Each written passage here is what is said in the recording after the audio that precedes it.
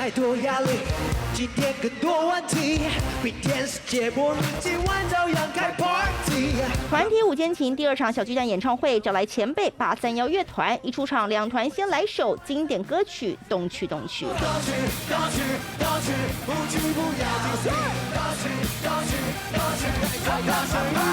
又唱又跳，嗨翻全场，两团音乐上首次合作，献给这一次小巨蛋舞台。邱锋泽跟黄伟晋还当起主持人。要猜谁才是真的阿普？如果猜对了，如果猜中自己的成员，猜对真正的阿普的话，你就留在自己原本的团；猜错的话，就直接退团。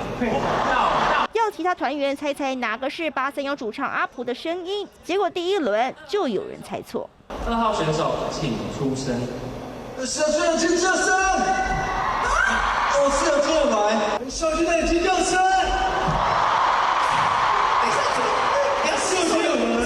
我觉得1号比较像阿普的声音。1号吗？对，我选1号。我们恭喜阿电退团。随后两团再带来夯剧《想见你》的主题曲，全场歌迷陶醉的大合唱。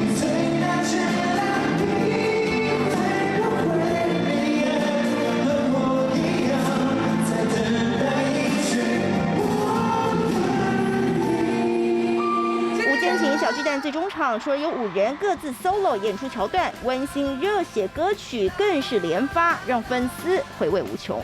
3立黄大丰、陈海中 SNG 小组特报道。